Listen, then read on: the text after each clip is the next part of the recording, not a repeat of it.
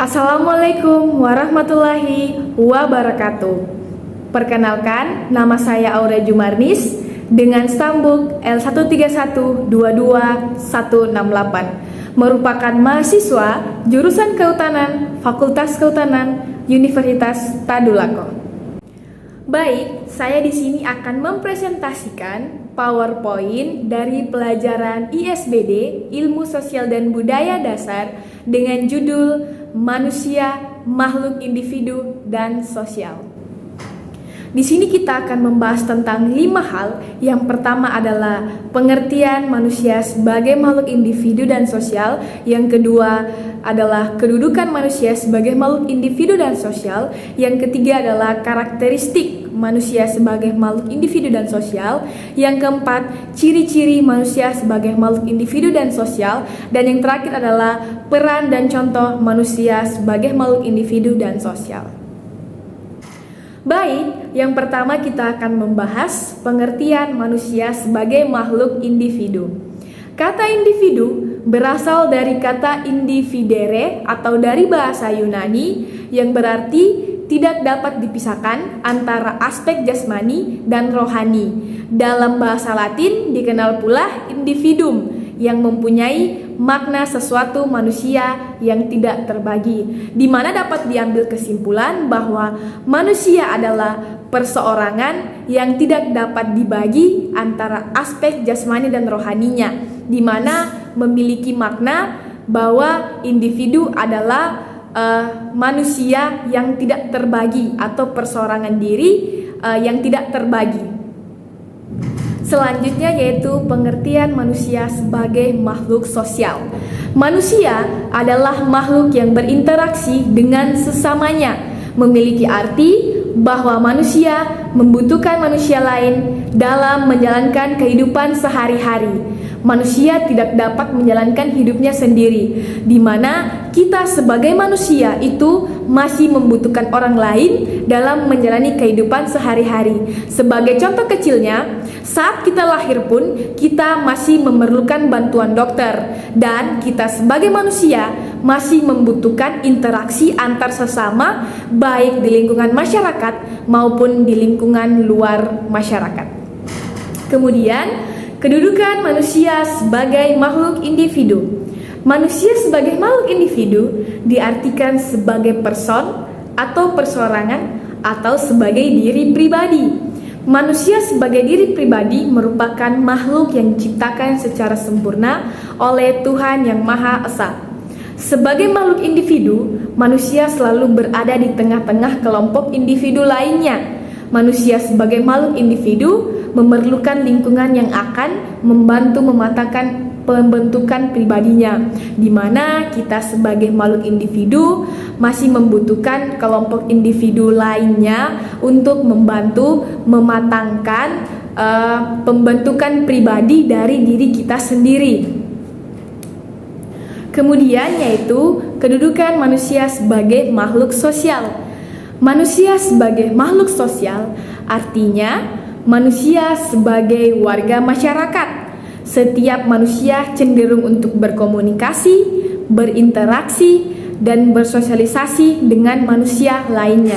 Dapat kita ambil contoh di lingkungan masyarakat maupun di lingkungan kampus bahwa kita masih membutuhkan interaksi antara satu sama lain guna membangun hubungan yang harmonis. Begitu juga di lingkungan masyarakat, kita masih memerlukan interaksi, komunikasi, dan bersosialisasi guna membangun kerukunan antara satu warga dengan warga lainnya, sehingga dapat dikatakan bahwa manusia merupakan makhluk sosial.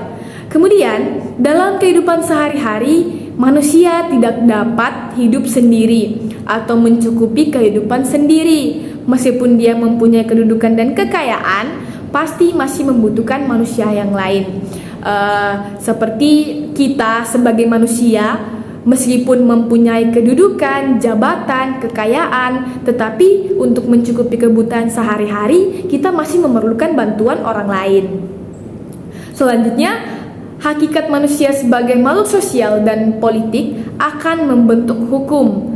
mendirikan kaidah perilaku, serta bekerja sama dalam kelompok yang lebih besar. Kerjasama sosial merupakan syarat untuk kehidupan yang baik dalam masyarakat yang saling membutuhkan, di mana antara individu dan individu tadi saling bekerja sama, atau kelompok yang lebih besar saling bekerja sama dengan individu yang lainnya, sehingga merupakan suatu syarat untuk kehidupan yang baik di antara masyarakat yang saling membutuhkan, juga menunjukkan ciri bahwa manusia sebagai makhluk sosial.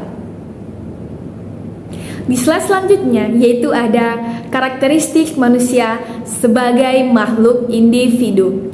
Setiap insan yang dilahirkan tentunya mempunyai pribadi yang berbeda atau menjadi dirinya sendiri, sekalipun sanak kembar. Itulah uniknya manusia, karena dengan adanya individualitas, setiap orang memiliki kehendak, perasaan, cita-cita, kecenderungan, semangat, daya tahan yang berbeda, serta kesanggupan untuk memikul tanggung jawab sendiri, merupakan ciri yang sangat esensial dari adanya individualitas pada diri setiap insan, di mana kita ketahui bahwa setiap individu pasti memiliki ciri-ciri yang berbeda, seperti daya tahan. Setiap individu pasti memiliki daya tahan yang berbeda. Ada yang daya tahannya lemah, ada yang juga daya tahannya kuat. Kemudian untuk cita-cita, setiap individu pasti memiliki cita-cita yang berbeda, tidak sama dengan individu lainnya. Kemudian untuk semangat dari individu pasti berbeda-beda tergantung tujuannya. Seperti saya bersemangat untuk mendapatkan gelar sarjana saya. Kemudian begitu juga dengan kehendak dan perasaan. Itu semua merupakan ciri esensial dari adanya individualitas pada diri setiap insan. Kemudian di slide selanjutnya yaitu karakteristik manusia sebagai makhluk sosial. Manusia sebagai makhluk hidup memiliki unsur-unsur keharusan biologis, yaitu dorongan untuk makan, dorongan untuk mempertahankan diri, dan dorongan untuk melangsungkan jenis. Dari tahapan tersebut menggambarkan bagaimana individu dalam perkembangannya sebagai seorang makhluk sosial, di mana antar individu merupakan satu komponen yang saling ketergantungan dan membutuhkan. Dapat kita ketahui bahwa kita sebagai makhluk hidup mempunyai keharusan biologis, yaitu seperti tadi saya sebutkan, yaitu dorongan untuk makan, untuk bertahan hidup, mempertahankan diri, terus melangsungkan jenis. Nah, itu semua karakteristik dari manusia sebagai makhluk sosial, sehingga dapat disimpulkan bahwa antar satu individu dengan individu lainnya merupakan satu komponen yang saling ketergantungan dan membutuhkan. Oke, kita lanjut ke slide selanjutnya, yaitu ciri-ciri manusia sebagai makhluk individu. Yang pertama yaitu mandiri. Manusia mempunyai sifat mandiri yang mampu mengelola segala hal sendiri tanpa bantuan orang lain, melakukan segala hal dengan kemampuannya sendiri, baik kegiatan sehari-hari maupun dalam penyelesaian sesuatu. Hal tersebut turut membentuk manusia adalah makhluk individu. Di sini sudah sangat jelas di mana kita sebagai makhluk individu mempunyai ciri-ciri. Yang pertama yaitu mandiri, di mana kita dapat melakukan segala hal dengan kemampuannya kita sendiri, baik itu dalam kegiatan sehari-hari maupun dalam penyelesaian sesuatu masalah. Kemudian yang kedua yaitu memiliki berbagai potensi. Manusia sebagai makhluk individu memiliki berbagai potensi di dalam dirinya. Potensi yang akan berkembang jika disertai dengan pendidikan. Potensi yang akan berkembang melalui pendidikan dapat menggali dan mengoptimalkan segala potensi yang ada pada dirinya. Jadi di mana kita sebenarnya memiliki potensi dalam diri kita, sehingga dapat digali dan dioptimalkan melalui pendidikan, sehingga kita bisa mengetahui potensi apa yang ada di dalam diri kita.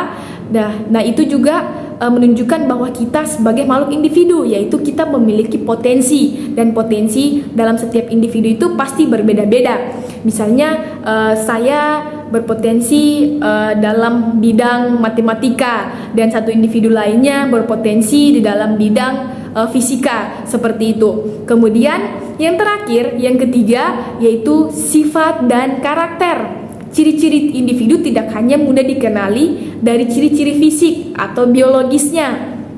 Orang juga berbeda dalam sifat, karakter, temperamen atau gaya dan selera. Beberapa orang juga punya sifat yang sabar, periang, cerewet atau sebaliknya, dimana kita juga sudah mengetahui dengan jelas bahwa ciri dari makhluk individu itu adalah sifat dan karakter, dimana kita antara misalnya saya dengan individu lainnya itu pasti memiliki sifat yang berbeda dan juga karakter yang berbeda.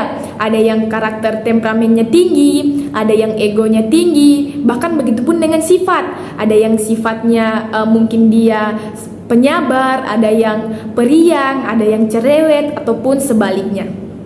Baik, selanjutnya yaitu ciri-ciri manusia sebagai makhluk sosial. Secara naluri, manusia saling tolong-menolong, setia kawan, toleransi, serta simpati dan empati terhadap sesamanya. Hal ini membentuk masyarakat yang harmonis, rukun, baik, hingga timbul norma, etika, serta kesopan santunan yang dianut masyarakat, di mana sudah jelas bahwa kita sebagai makhluk sosial itu pasti akan saling membutuhkan, saling tolong-menolong, dan pasti setia kawan.